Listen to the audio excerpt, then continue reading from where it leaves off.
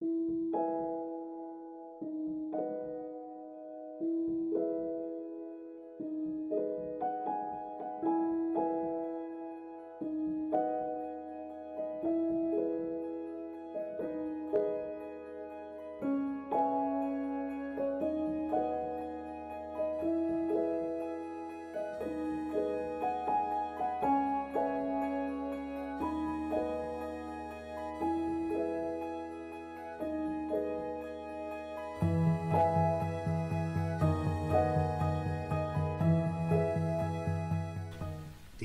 er en masse ting, der hænger sammen her. For det første så er det i forhold til borgernes tillid til politikere er helt bund.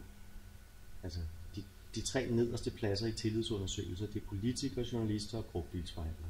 Og der er flere ting til, at tilliden er så lav. Det tror jeg, den her mødekast. Jeg tror, den her mangel på visioner. Når vi er ude i valgkamp, i stedet for at stå og snakke om, hvad er det for nogle visioner, vi har for samfundet, så bliver det enten de dumme, og de har sagt, og de vil. Eller også så bliver det, jeg vil have 600 meter motorvej her. Det er sjældent folk, så går op i et helikopterperspektiv og fortæller om, hvad er det for et samfund, man vil have.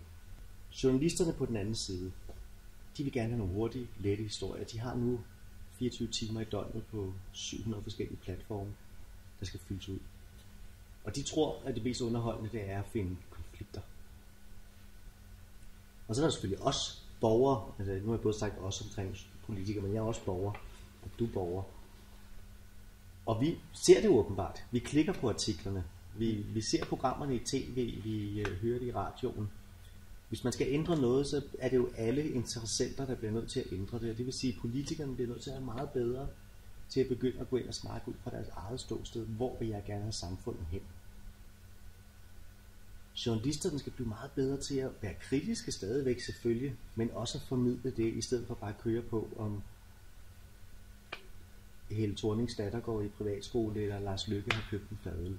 Det er jo ikke interessant. Og så skal alle sammen, alle borgere, vi skal blive langt mere kritiske og efterspørge det, vi gerne vil have mere af.